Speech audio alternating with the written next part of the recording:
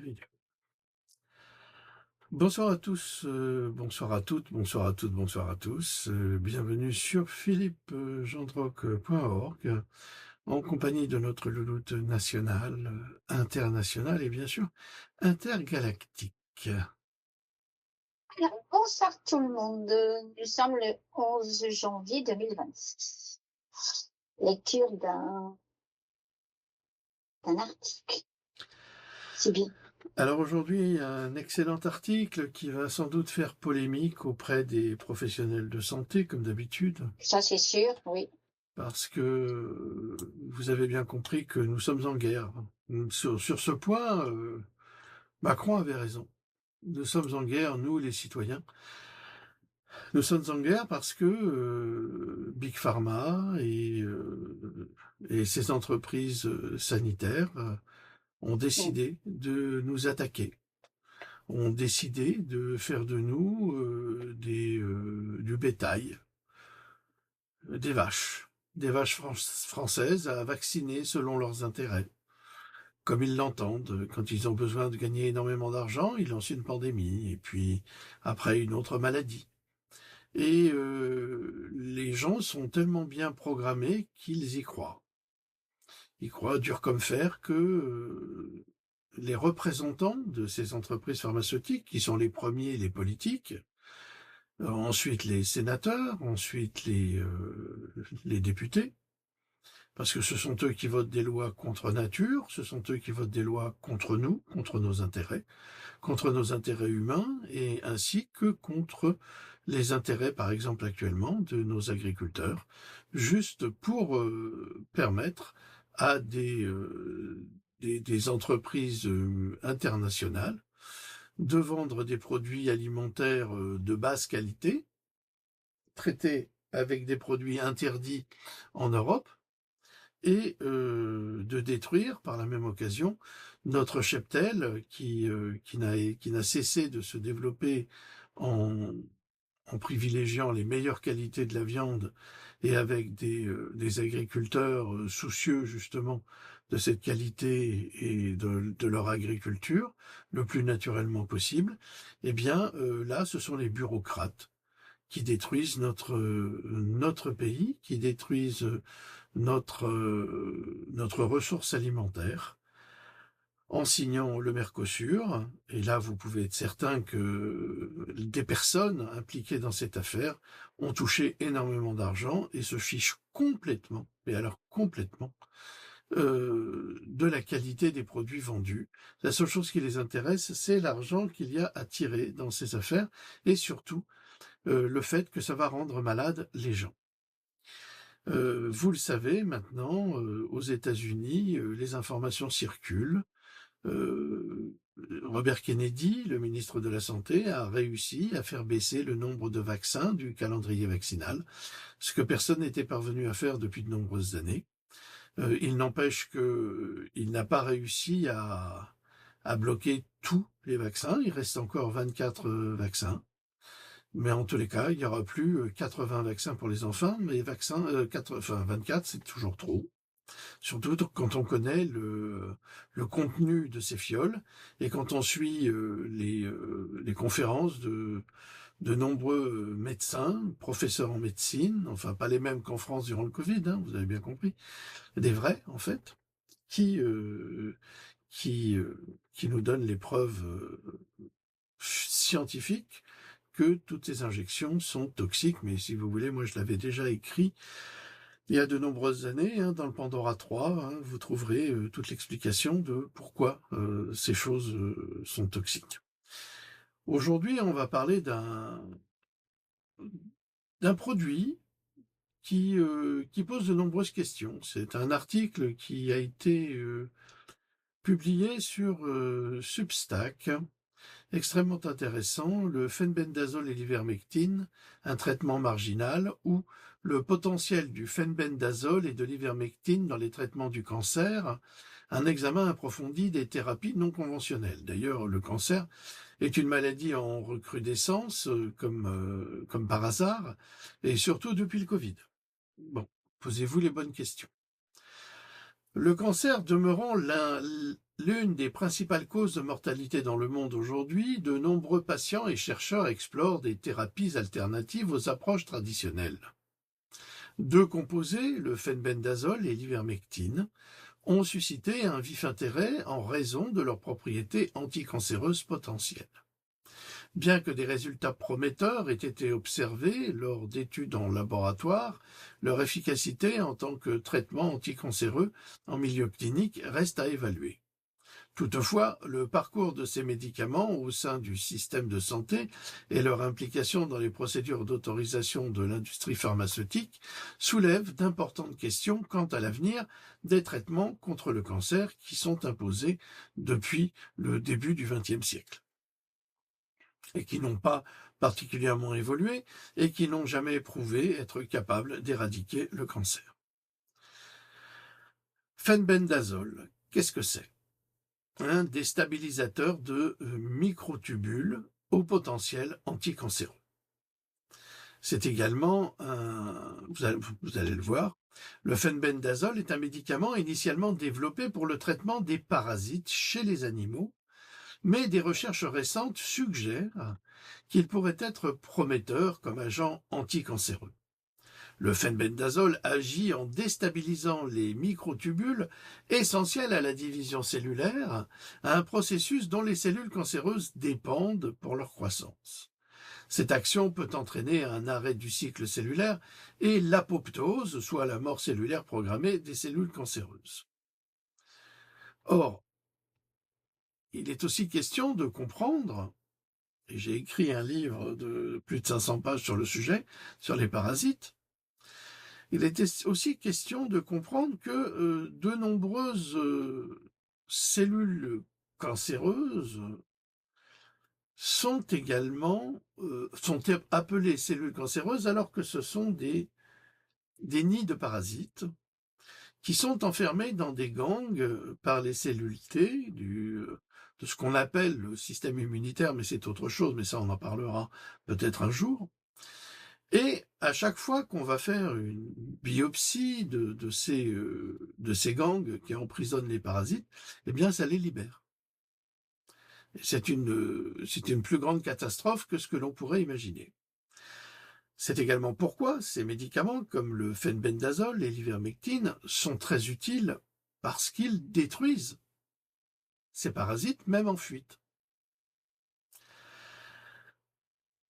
Il semblerait que les oncologues ne soient pas très informés sur le sujet. Ce qui est très grave, parce que nous le sommes. Et nous ne sommes pas des médecins. Je vous rappelle que nous vivons dans une société qui est basée essentiellement non pas sur la science, mais sur le scientisme, sur une religion faussement scientifique qui fonctionne toujours en faveur des industriels et des bénéfices qui en retournent. Pourquoi? Parce que dès que l'on se met à donner des informations scientifiques, on est censuré. On est assassiné. On disparaît. D'une manière ou d'une autre, on devient la cible de tout ce que l'autorité, de tout ce que le pouvoir peut mettre en place. On est bloqué au niveau bancaire, on est bloqué au niveau de ses papiers d'identité, on est bloqué à tous les niveaux que cela soit. Et il faut absolument sortir de cette société, de ces réseaux, comme je le fais d'ailleurs, pour être le moins inquiété possible, mais on l'est toujours, afin de révéler cette réalité, ces mensonges qui vous sont distribués pour que vous continuiez à être ce bétail qui va emprunter les lignes qui sont dessinées devant vous. Vous avez un cancer de ci, vous irez là, vous avez un cancer de ça, vous irez là, vous irez. Voilà. Et c'est là où on vous dirige, et vous y croyez, parce que vous ne savez pas autre chose. Or, c'est pas véritablement ces entreprises faussement scientifiques qu'on appelle les laboratoires qui vous tuent, c'est votre ignorance. Votre ignorance, c'est celle de ne pas chercher à vous intéresser à la science et surtout à la comprendre, alors que ça fait des années que nous vous apportons ces informations, et ça fait des années que d'autres aussi, aux États-Unis entre autres, vous apportent ces informations et elles sont consultables. Je vais vous donner un exemple du travail de la censure aujourd'hui en France. Il y a 10 jours, je souhaitais écrire un article sur la démence des jeunes liée à la vaccination. Je savais très bien ce que je voulais, j'avais juste pas envie de trouver la réponse dans mes livres et de passer 2 heures à chercher. Alors j'ai posé des questions à une intelligence artificielle pour qu'elle puisse me répondre par rapport à cette question. En France, sans VPN sur mon ordinateur avec Google. Que s'est-il passé? J'ai eu la réponse très rapidement et au bout d'1 seconde, elle a disparu. J'ai dû m'y reprendre à 3 fois pour constater qu'on obtenait exactement le même résultat, c'est-à-dire le néant. J'ai dû quitter Google, trouver un autre navigateur, mettre un VPN, reposer la même question pour obtenir cette information immédiatement. Pourquoi? Pourquoi une simple question? Y a-t-il une relation entre la démence des jeunes aujourd'hui et la vaccination? Est-elle censurée? Pourquoi Google cherche à cacher cette vérité? Qu'y a-t-il de si horrible à constater que la vaccination pourrait être responsable de graves problèmes neurologiques auprès des jeunes et des plus âgés, et d'autant plus des personnes vaccinées Covid? Maintenant, je ne vous donnerai pas la réponse, vous la trouverez sur Substack, où j'ai écrit de nombreux articles, dont ceux-là. Des études précliniques ont démontré l'efficacité du fenbendazole contre différents types de cancers, notamment les cellules cancéreuses résistantes aux médicaments. Son action a été observée contre les tumeurs résistantes aux chimiothérapies courantes, telles que le 5-fluorouracil, le paclitaxel, le docetaxel. De plus, le fenbendazole pourrait inhiber l'absorption du glucose par les cellules cancéreuses, perturbant ainsi leur métabolisme, en privant potentiellement la tumeur de l'énergie nécessaire à sa croissance, soit le sucre.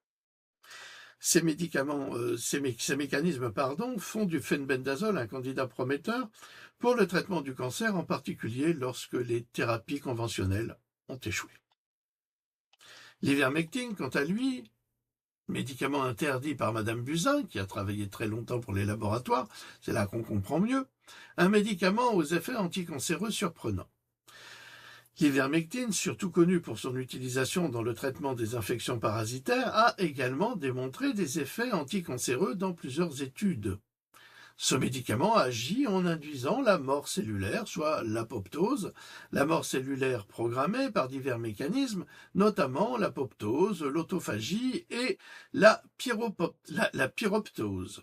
De plus, il a été démontré que l'ivermectine inhibe la prolifération des cellules cancéreuses, les métastases et l'angiogénèse, la formation de nouveaux vaisseaux sanguins nécessaires à la croissance des tumeurs.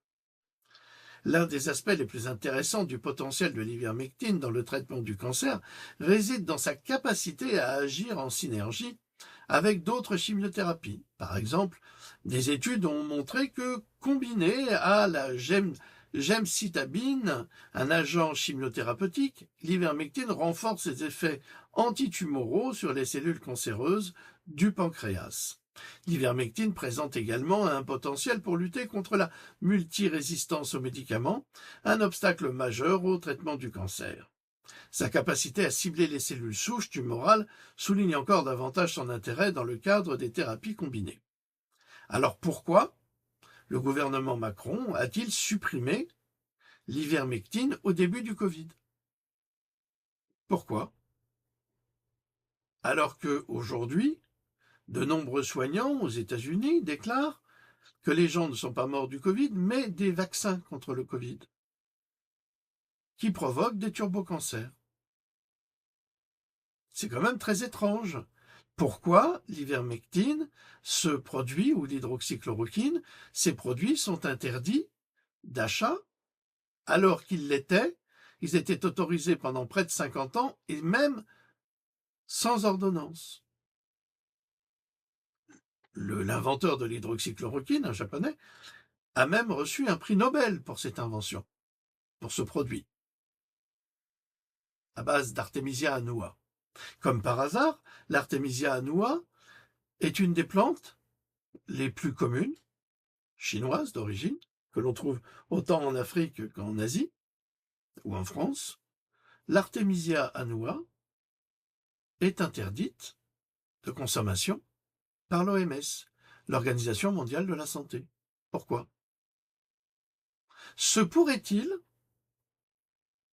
que dans les vaccins se trouvent systématiquement des parasites pour interdire des produits de santé qui fonctionnent depuis la nuit des temps?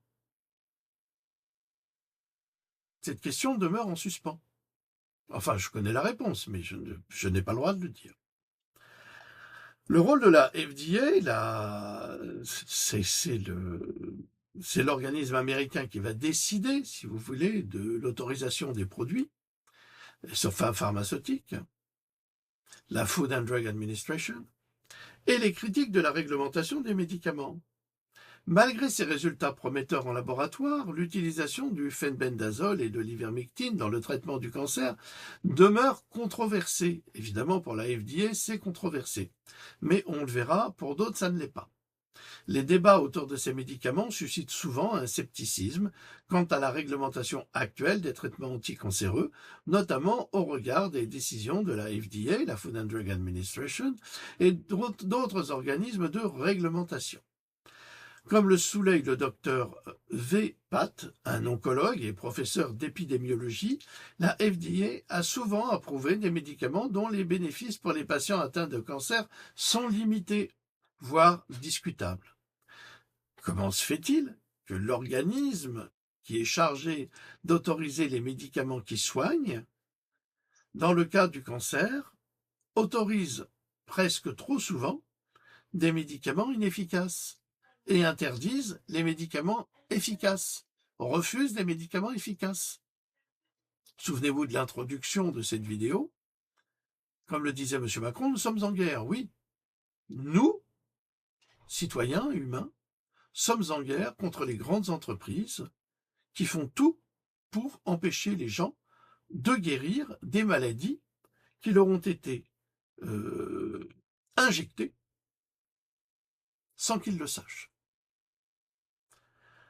Et c'est ce que disait d'ailleurs Kennedy, que les laboratoires gagnent 100 milliards de dollars par an en vaccins, mais ils gagnent 500 milliards de dollars en produits de santé utilisés pour combattre les effets secondaires de ces vaccins chez ces personnes. Vous allez me dire, ça s'appelle un crime, et un crime prémédité, bien sûr. Comment peut-on imaginer une chose pareille aussi diabolique? Eh bien, on le peut, grâce à la complicité de nos élites dans une démocratie qui n'en est plus une depuis longtemps. Vous savez, tout est lié.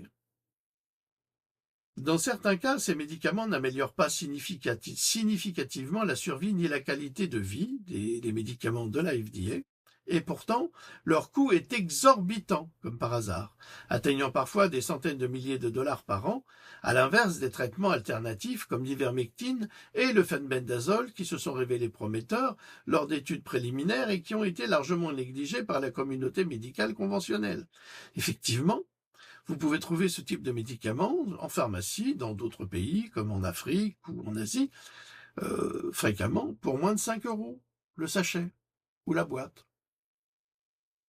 il est certain que 5 € ne peut pas concurrencer une chimiothérapie à 200 000 $. Ah, c'est sûr que c'est impossible. On comprend alors la manigance qui est faite pour permettre au laboratoire de s'enrichir systématiquement. Le docteur Vepat souligne les défaillances de l'industrie pharmaceutique et du système réglementaire qui privilégie souvent le profit au détriment de la santé des patients. Selon lui, le traitement du cancer est entaché de médicaments approuvés sans preuve suffisante dans leur efficacité en se basant sur des critères d'évaluation intermédiaires comme la survie sans progression, ce qu'on appelle le SSP, plutôt que la survie globale, l'ASG évidemment. Cette pratique, d'après le Dr Pat, permet aux entreprises pharmaceutiques de tirer profit des traitements qui n'apportent que peu ou pas de bénéfices réels aux patients. Et comme le disait un autre grand médecin américain il y a quelques semaines, la chimiothérapie produit, si vous voulez, l'effet d'autoriser les patients de survivre 3 mois de plus, un point c'est tout.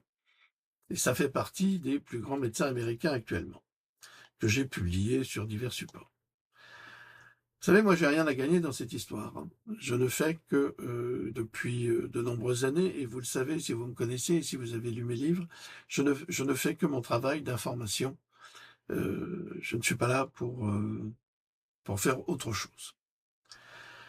Fenbendazole et ivermectine, un traitement marginal. D'un autre côté, les adeptes des médecines alternatives se sont emparés du fenbendazole et de l'ivermectine, les présentant comme de possibles remèdes miracles contre le cancer. Le Dr Pat critique ces affirmations, soulignant que si les témoignages de réussite peuvent être convaincants, ils ne constituent pas une preuve rigoureuse. De toute façon, il ne peut pas dire le contraire, parce que s'il disait le contraire, il serait radié. Et validé par les pairs, indispensable pour démontrer l'efficacité de ces médicaments dans le traitement du cancer. Il met en garde contre le fait que nombre de ces prétendus miracles ne sont pas étayés et pourraient reposer sur des reportages sélectifs ou des vœux pieux plutôt que sur des preuves scientifiques solides. En cela, je m'oppose au Dr Pratt. Pourquoi? Eh bien, vous allez le découvrir en fin d'article où j'ai relevé justement les travaux du Dr Makis. Dr Makis, qui est un homme absolument remarquable au Canada, et qui sauve des vies justement avec ces protocoles, fenbendazole, ivermectine, mebendazole et autres produits antiparasitaires qui fonctionnent très bien dans son cas. Et dans le cas de ces patients, comme vous allez le voir. Donc, nous sommes là, à nouveau en guerre, entre les laboratoires qui fournissent des produits pharmaceutiques pour prétendument soigner des cancers, et qui interdisent d'autres produits pharmaceutiques qui ne sont pas prévus à l'origine pour soigner du cancer, mais qui y parviennent mieux que les produits qui sont faits pour soigner du cancer. Vous comprenez, c'est un peu compliqué, hein, c'est cette espèce de va-et-vient cognitif. Alors je sais que beaucoup de vaccinés auront du mal à comprendre. Pourquoi? Parce que il se trouve que ils ont été vaccinés par des vaccins à prions, entre autres, et que les prions contenus dans ces vaccins ont attaqué le cerveau.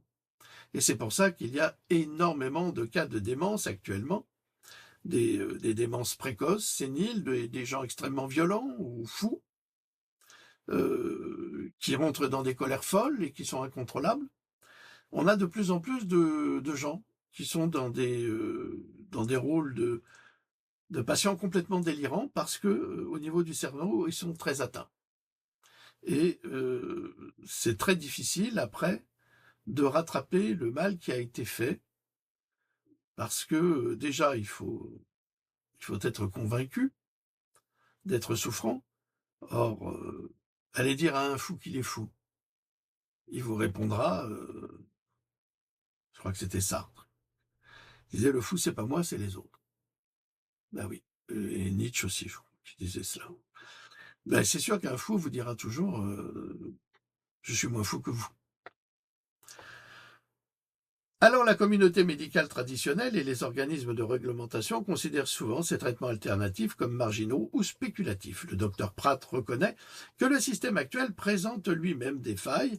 Il souligne que ce système est loin d'être parfait et que l'approbation des médicaments coûteux et inefficaces soulève des inquiétudes légitimes. Alors là, se cacher derrière les médicaments coûteux, comme soulever des inquiétudes, c'est facile. C'est pas ça le véritable argument. Le véritable argument, c'est ces médicaments peu coûteux guérissent-ils du cancer? Oui ou non? Dans le cas présent, oui. Les médicaments coûteux guérissent-ils du cancer? Là, vous le verrez vous-même. Il suggère que l'essor de ces alternatives marginales est en partie une réaction aux défaillances de l'industrie pharmaceutique et des organismes de réglementation. Ben non, parce que le produit, c'est toujours le produit. Je veux dire que si vous buvez une eau propre, sans produits chimiques à l'intérieur, cette eau aura un meilleur bénéfice pour votre corps que si vous prenez une eau directement sortie du robinet de votre cuisine, pleine de bactéries et de produits on ne sait pas quoi, des parasites et je ne sais quoi, qui vont vous détruire la flore intestinale et provoquer tout type de maladie. Un appel à des tests rigoureux et à une recherche transparente. Le principal enjeu concernant le phenbendazole et l'ivermectine réside dans la nécessité d'essais cliniques rigoureux, bien que les données précliniques soient très prometteuses. Des essais cliniques chez l'humain sont indispensables pour déterminer si ces médicaments peuvent réellement constituer une alternative viable au traitement anticancéreux actuel. Il faut dire que pour le Dr Makis au Canada, ils ont tout à fait laissé faire, c'est-à-dire qu'ils lui ont retiré sa licence. Ah oui, c'était plus simple. Pour le faire taire, pour lui dire, écoute, maintenant, il faut que tu te taises et que tu arrêtes de dire que tu arrives à guérir les gens avec tes protocoles d'ivermectine, de phenbendazole et de mebendazole. C'est scandaleux, tu n'as pas le droit de faire ça, tu nous gênes, tu nous embêtes. Mais lui, il a la première clinique au monde qui soigne le cancer avec ces produits-là, et avec succès. Le Dr Pratt préconise la réalisation d'études de phase 2 afin d'évaluer des médicaments chez les patients atteints de cancer, ce qui permettrait d'obtenir des preuves plus concrètes de leur efficacité. Alors là, quand on lit tout ça, on se dit, mais c'est quand même extraordinaire. On a un médecin très sérieux, le Dr Pratt, qui vous dit, bah voilà, il faut faire des études, on va faire des études en phase 2 afin d'évaluer les médicaments chez les patients, et patati et patata. Mais pourquoi ils n'ont pas demandé ça pour les vaccins contre le Covid? Ils n'ont rien demandé pour le Covid. En fait, c'était des vaccins expérimentaux sur lesquels on n'avait pas fait d'essais ou très peu, et que les essais qui avaient été faits par exemple par Pfizer ont été cachés pour 70 ans. Mais il se trouve que Robert Kennedy Jr., entre autres, et des avocats, comme Aaron Siri et d'autres personnes encore, ont attaqué en justice cette décision et ils ont obtenu le droit d'obtenir les documents Pfizer qui devaient être cachés, dissimulés pendant 70 ans.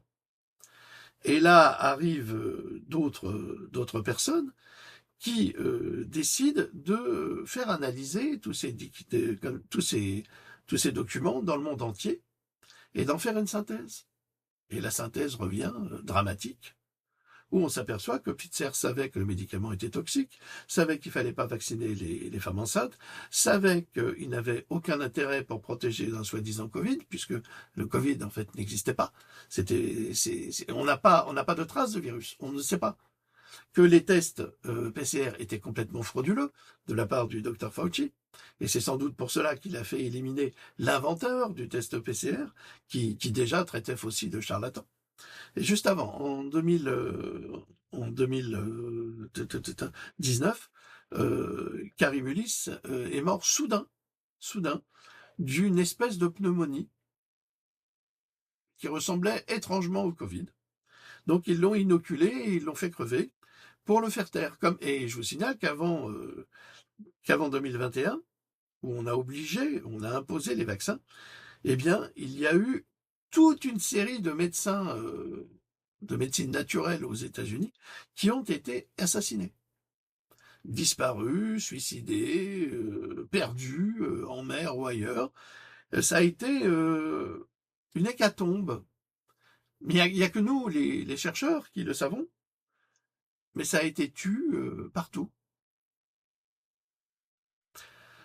C'est une parenthèse pour vous expliquer comment ça se passe. Alors, comment se fait-il que lorsqu'on trouve un produit qui peut guérir du cancer avec des protocoles très précis, comme nous le verrons plus tard, eh bien, comment se fait-il à ce niveau-là qu'on demande toujours des tests, des examens, de ci, de ça? Alors que pour le Covid, qui a fait des millions de morts, on n'a pas demandé une seule fois ces examens et ces tests.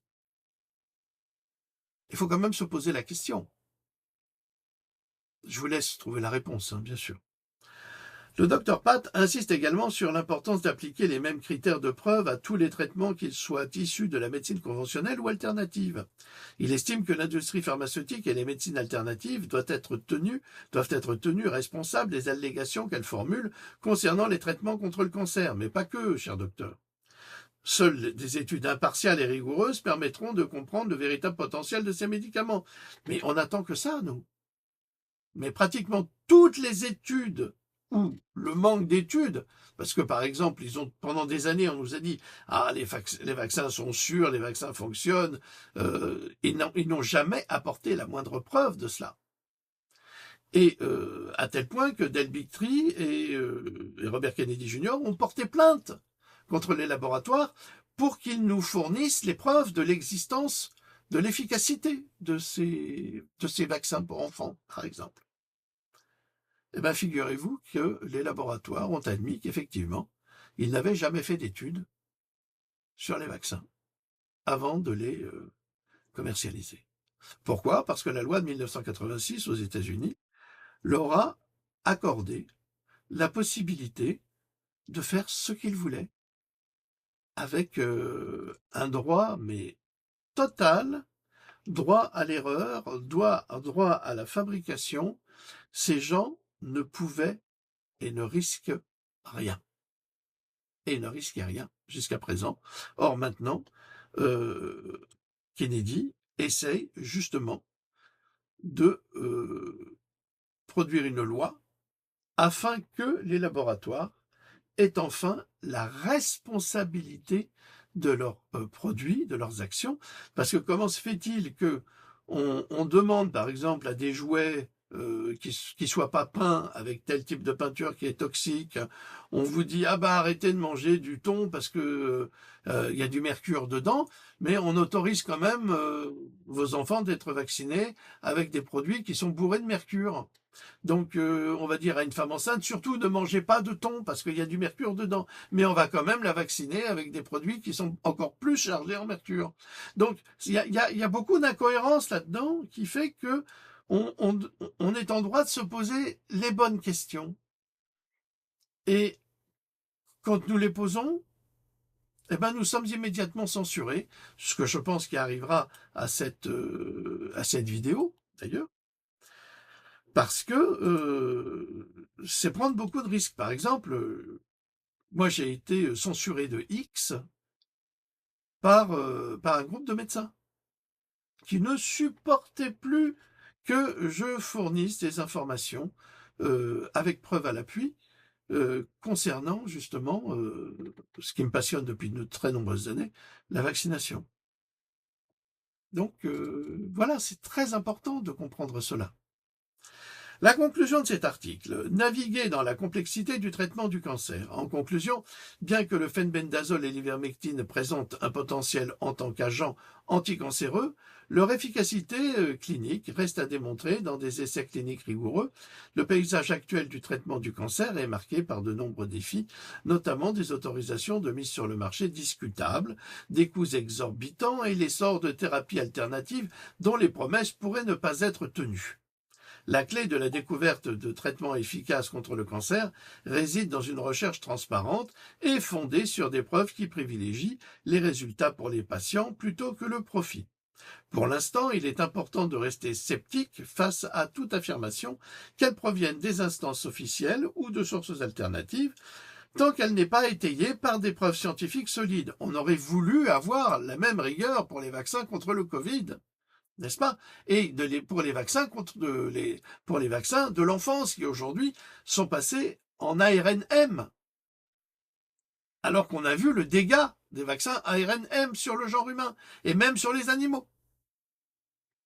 Alors que nous continuons d'explorer de nouvelles pistes dans le traitement du cancer, nous devons veiller à ce que toutes les options, y compris le fenbendazole et l'ivermectine, soient soumises aux mêmes normes rigoureuses d'essai et d'évaluation. Alors vous avez les origines, les citations, c'est dans l'article qui se trouve sur notre site. Et puis maintenant, nous allons passer à William Makis, médecin. C'est la McGill Medicine. Et il publie sur X d'ailleurs. Dernière nouvelle, le mébendazole, c'est un autre médicament antiparasitaire. Le mébendazole dans le cancer du poumon et le cancer du sein triple négatif, TNBC, une étude de 2025 menée par des chercheurs des Émirats arabes unis, examine comment le mébendazole potentialise l'action des thérapies ciblées pour détruire les cellules cancéreuses. Les points forts. Cette étude a testé le mébendazole, le gefitinib, médicament anticancéreux ciblé qui bloque l'EGFR, un signal de croissance hyperactive dans certains cancers. Ils ont testé deux types de cellules cancéreuses, les cellules A549, cancer du poumon non à petites cellules, les MDA-MD-231, cancer du sein triple négatif. Les chercheurs ont cultivé ces cellules dans un bouillon riche en nutriments, puis les ont traitées avec les médicaments seuls ou ensemble pendant 2 jours. 2 jours. 2 days. 2 giorni. Et voilà. 2 Tage. Ja, klar. Résultat. Comme ça, vous êtes sûr. Les deux médicaments détruisaient les cellules cancéreuses à eux seuls, et cette destruction augmentait avec la dose. La combinaison de MBZ05UM plus GEF1UM était nettement meilleure. Elle a éliminé beaucoup plus de cellules que chaque médicament seul, jusqu'à environ 8 à 15% de survie, contre 20 à 35% avec le meilleur médicament unique. Cela suggère que les médicaments agissent en synergie. Ce puissant effet combiné s'est produit à la fois dans les cellules cancéreuses du poumon et du sein. Les mécanismes. Alors, je ne vais pas rentrer dans le détail parce que c'est technique, mais la conclusion, l'association mébendazole plus gefitinib, ça c'est une chimio, a détruit les cellules cancéreuses de manière très efficace tout en modifiant l'activité des gènes liés à l'inflammation, ce qui pourrait rendre la tumeur plus vulnérable au système immunitaire. L'ajout de mébendazole a permis de doubler la destruction des cellules cancéreuses obtenues avec les médicaments de thérapie ciblés seuls, tant dans le cancer du sein triple négatif que dans le cancer du poumon. Je possède la plus grande clientèle au monde de patients atteints de cancer traités par ivermectine et mébendazole, 7900 patients, et ce nombre ne cesse d'augmenter. Il a publié aussi un autre article très intéressant dans lequel il déclare: je déclare la guerre aux escrocs de la première ministre de l'Alberta, Danielle Smith, qui escroquent des patients atteints de cancer avec de faux sites web. Si vous avez été victime d'une escroquerie, veuillez m'envoyer les informations concernant l'adresse e-mail, le site web et le compte Facebook, Telegram, WhatsApp ou Messenger frauduleux. Je donnerai tout à mon avocate, Catherine Christensen. Nous porterons l'affaire devant les tribunaux et je vous donnerai 3 mois d'accès complet gratuit à mon Substack afin que vous puissiez accéder à la recherche sur le cancer, aux témoignages de personnes atteintes de cancer, au protocole d'ivermectine, aux vidéos et plus encore. Nous sommes en 2026, je ne tolérerai plus ces attaques vicieuses contre les patients atteints d'un cancer en phase terminale, que tous ces escrocs aillent en enfer. Je me fiche que vous aimiez le Premier ministre de l'Alberta ou pas, ou que vous l'adoriez. Elle est entièrement à la solde des grandes entreprises pharmaceutiques et elle s'attaque violemment à des milliers de patients atteints de cancer depuis plus d'1 an. Ça suffit. Il est temps de faire la guerre et de mettre fin aux agissements de ces escrocs du gouvernement de l'Alberta. Aidez-moi à faire cela envoyez-moi un courriel à info@makis.com. Voilà. Et autre chose, parce que ça s'arrête pas là. Scott Adams a lancé un appel à l'aide au monde entier pour lutter contre un cancer de la prostate à progression rapide. Ces oncologues, donc ces médecins, incompétents de chez Kaiser Institute, ont d'abord omis de le soigner, puis lui ont administré un traitement inapproprié et il en souffre terriblement. J'ai aidé 7900 patients atteints de cancer au cours des 18 derniers mois. Je ne dis pas que le docteur Anderson est aussi mauvais que Kaiser, mais pour l'amour du ciel, ne vous fiez pas entièrement à eux non plus. De nombreux patients atteints de cancer sont venus me voir après avoir été complètement déçus par le Dr Anderson Cancer Center. Les soins contre le cancer aux États-Unis sont parmi les pires au monde et cela inclut tous les grands centres de cancérologie comme le MD Anderson. On se demande si en France c'est mieux. Chaque patient atteint de cancer doit envisager des options autres que celles proposées par le cartel des médicaments anticancéreux. Et il déclare, et là c'est encore autre chose, c'est Nicolas Hulcher, chercheur indiscutable aujourd'hui, qui déclare « Votre oncologue se fiche éperdument de votre évolution ou de votre guérison. Son seul objectif est de vendre des médicaments anticancéreux, coûteux, le temps nécessaire pour satisfaire les actionnaires de l'industrie pharmaceutique. Cherchez ailleurs. » Des cyberattaques en cours, d'ailleurs, empêchent l'accès à la plus vaste étude jamais réalisée sur le cancer et le vaccin contre la Covid-19. Cette revue systématique documente plus de 300 cas de cancer accélérés liés au vaccin anti-Covid, évalués par des pairs dans 27 pays. Environ 50% des cancers sont apparus dans les 2 à 4 semaines suivant l'injection. Voilà, et bien maintenant vous avez le pour et le contre, hein, c'est le travail justement d'information que nous devons vous apporter. À vous de choisir, hein, je ne vous dis pas moi ce qui est bon, ce qui est mauvais. Moi j'ai mon opinion personnelle, l'autre elle est la sienne. Nous savons ce que nous ferions si nous étions atteints d'un cancer. Donc on sait comment se débrouiller et on se débrouillerait tout seul sans avoir besoin de l'aide de ces personnes. Alors bien sûr on va nous traiter de fous, mais je vous l'ai dit, pour un fou, le fou c'est pas lui, c'est les autres. Donc on se demande qui est le plus fou. Donc nous vous remercions d'avoir suivi cette vidéo. Merci beaucoup. Merci à toi. Si elle est supprimée sur YouTube, eh bien, vous pourrez toujours la retrouver sur notre site, en accès libre. Voilà. Nous vous souhaitons de passer un excellent dimanche et nous vous disons Et à bientôt. à très bientôt. Au revoir. Excellente semaine à vous. Au revoir. Au revoir.